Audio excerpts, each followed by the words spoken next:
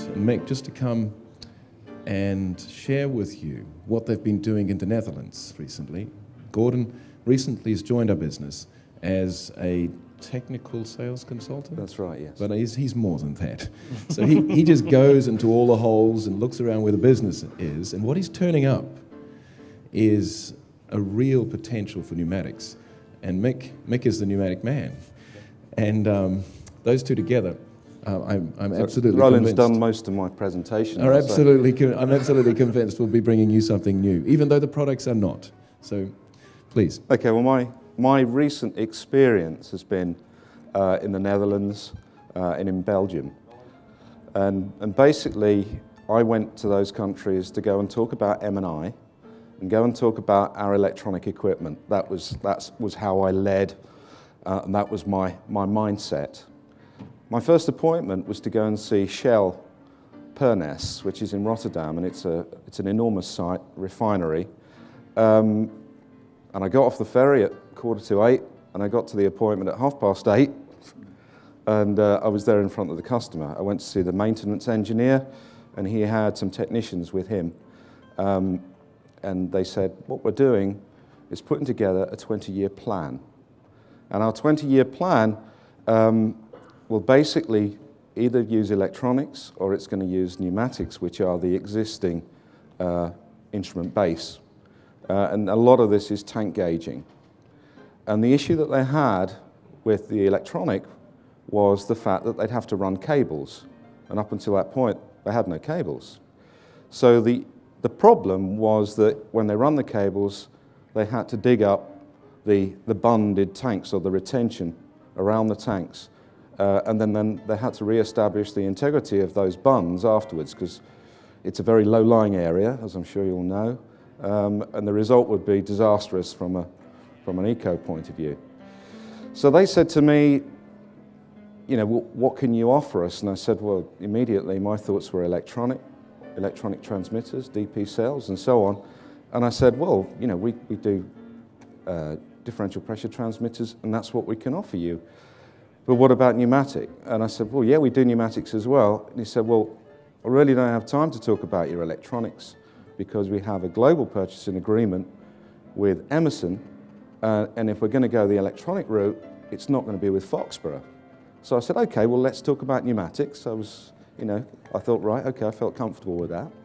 So we started to talk about pneumatics, and they said, well, what is your experience of pneumatics? Now, I've been in the instrument industry for around 30 years, and my experience with pneumatics is very, very limited. And so I've got Michael here who's going to help me with that side of things. But I said my most recent experience was visiting the factory over in Massachusetts and seeing where they produce these pneumatic devices and the people that produce this equipment. And as far as I can see, they're going to keep on producing that equipment for a good long time. And they said, well, that's all very nice, Gordon, but you know, we need a bit more reassurance than that. So I went back to the factory and I asked them if they could produce a statement for me, just to give Shell the reassurance that we're going to continue to manufacture that particular equipment. So the factory did that for me, and I went back to the customer and I said, look, this is what we're doing. And the statement basically said, right, we will continue to manufacture the pneumatic equipment for the foreseeable future. And just to bolster that, during the break I spoke to Rob Rennie, and he said to me that we, as a company producing pneumatics, will be the last man standing. So in other words, there are other manufacturers of pneumatics, but once they've stopped, we'll still keep going for a little bit longer. They were the words from Rob Rennie, so that gives us a certain amount of assurance as well. Anyway, going back to the statement, said, right, we will make these, we'll continue to make this equipment, and then at a point where we say, right, we're no longer manufacturing, then we'll continue to support the equipment for another 10 years with spares. So on the strength of that, Shell placed an order for 20 units. Now these were 43 APs, and the order was worth 50,000 euros. So that was a nice little order. And they said to me, prior to them placing the order, well, we need 20 before Christmas, before the end of our financial year. So that was a good incentive. They've actually bought 21 now. They said in the next year or maybe 18 months, we're going to order another 30, and the potential on site is between 10 and 15,000 units. So you start doing the math on that, and you think, this is pretty good. Yeah, I could keep on going with this. Last week, I was visiting a company called Gashini. And Gashini is a company that have a gas network, a grid, and they supply gas to Holland from an onshore gas production facility that they have. I didn't know that we had that, or Holland had that. And they produce to the UK and other European countries. They have what they call pressure reduction stations, and they've got 80 of these in and around Holland. And on each one of these stations, there are a number of transmitters, and ultimately it works out around 300 units. Now, they've just had a letter from Bristol Instruments, who make pneumatics, or who used to make pneumatics, stating that they can no longer supply these devices. These particular devices are actually using the gas to run the instrument. And they're asking us, what can we do? What alternative can we offer? Now, we have equipment that we can offer, but the next thing was, right, it's got to be intrinsically safe, and we actually need it to be zone 0. And you think, well, it is pneumatic, but of course there's a certain containment of gas within the instrument. That was one issue. The next issue was, with a pneumatic instrument, it constantly vents off. So you get fugitive emissions. These emissions go straight to the atmosphere, and that's become unacceptable. And because Bristol are no longer doing it, they're having a complete rethink. So the potential there, again, is if we can supply them something which is going to help them, is going to make them as a company more green, then they'll be using us. What Bristol have said in the letter, which I've got a copy of, is that they're just not going to make the equipment anymore, and if you want pneumatic equipment, go to Fisher Controls. Now, Bristol are owned by Emerson, so it keeps it within the group, but obviously we can offer an alternative. And there's going to be a certain amount of development, because there's a little bit more than that as well in terms of, right, how could they produce compressed air using this gas pressure? So that's something that we need to think about, and I've already spoken to some people about that. What I'm finding is that here are two companies, two fairly big companies with enormous potential for pneumatics, and a lot of companies are writing pneumatics off. I've found I go to other sites when I've been over in Holland and even in the UK, and I say, I've come here to talk to you about Foxboro and about our instruments. And my initial reaction from these people are, we haven't seen anybody for years. We didn't know you existed anymore. We thought you'd disappeared. And I reassure them, no, that's not the case. And now you have a point of contact, and you can give me a call, and I can assist you, and I can look at whatever you need and solutions, offer you solutions, rather than the people that you've been using in the immediate past. And they start to warm to that. And they remember Foxboro all those years ago as being the top producer, the market leader. And I talk to them about good things like, well, on our premier range pressure transmitters, we can offer you an extended warranty of 17 years. And they say, wow, that's fantastic. But when I'm talking to these people about pneumatics, they're talking about equipment which is 20, 30, 40 years old, proven in use, still in the field. So we've got a very strong pedigree behind us, a good heritage that we can build on from there.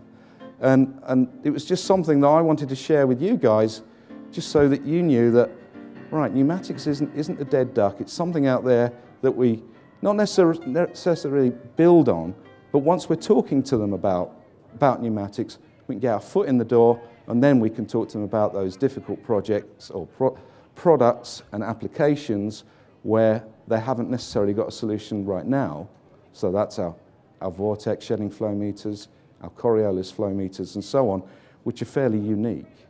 So from that point of view, it means that we are received by the customer, if you like, far more sympathetically and where our competitors perhaps have become a little bit complacent, we're there and we're eager to serve.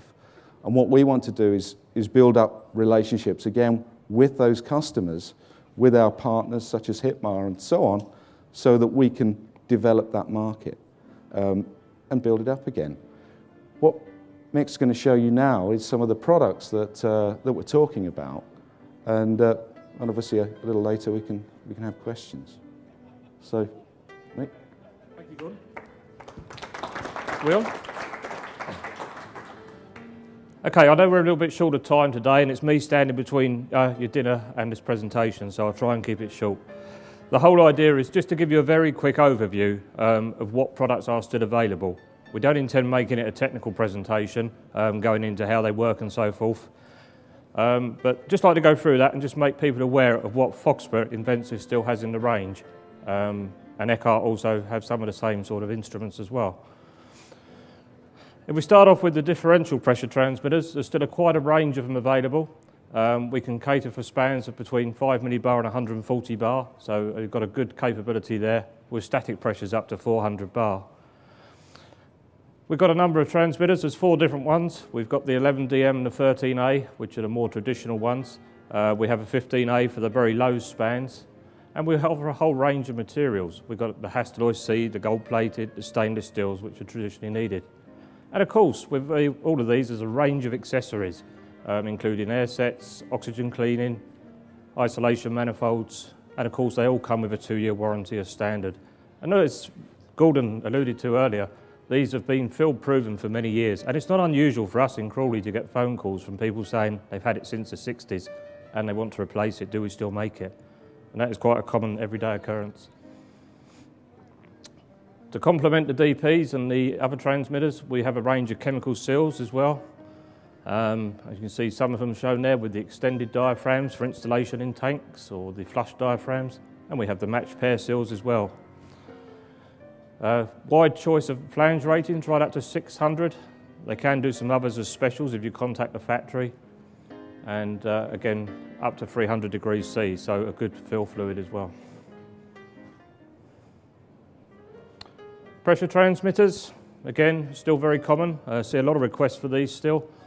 11 GMs, 11 GHs, and the absolute ones at the bottom. So we've got the gauge and the absolute pressures. Spans from 10 to 400 PSI in absolute, and up to 2000 PSI gauge. Again, you're seeing the common pattern that all the materials are stainless steel, Hastelloy, Manal, gold-plated, and others on request. And again, with all the same sort of options, accessories, air sets, regulators to go with them, gauges and so forth. Temperature transmitters. Yeah, we still see an awful lot of the 12As being used here in the UK, and some of the others as well, but the 12A is probably the most popular one. These again are high temperature. We do sanitary versions, cryogenic versions, so with all the various fittings that you needed. And again, these can be panel or field surface mounted. Whole choice of bushings and thermal wells to go with those. So, and if we can't supply the thermal well from our own range, then of course we've got our partners Weicker, and we've used Weicker on a few occasions now, so we've got that real ecosystem going. IP53 protected, as are all the pneumatic transmitters, and again with the 2-year warranty. So, and that's common right throughout the pneumatic range. Controllers. I suppose if I have to say we have a best-selling product in the UK, and what is it, I'd say it's the 43AP. We have one customer, which I'm sure you all know, is Air Products, and they buy these by the shed load. They really do buy an awful lot of them, and we've just taken 2 very nice orders from them for 43s. But to complement those, we've got the Model 40 recorder as well, and that can also be a recording controller. The 43AP and the Model 40, they have a range of elements available, so they can be used with flow elements, they can be used with pressure elements, and they can be used with temperature elements. And of course, in the case of the Model 40, you can have up to 4 pens and 4 different measurements. So you can have temperature, pressure, and flow if need be. These can all be field mounted or panel mounted. On the recorders, we've got the choice of both mechanical chart drives, electric chart drives, and even battery-powered chart drives, and a whole range of charts and scales. The controllers come available in on-off, simple on-off control, P and I, so proportional integral, and also derivative as well. There's some more recorders here. We've still got the old traditional sort of 3x6 type format. These are the ones that fit in the 100 series shelves, if any of you are familiar with them, with the side-mounted chart drive. They're up to a maximum of 3 pens, and then there's the Model 40 shown again there. We also have, although it's not shown there, is the older 6x6 format. It's the square version, which has the folding and roll charts, which go downwards as opposed to around the side like the one shown there. And again, the chart drives are all available in those 3 options: the battery, the electric, and the pneumatic.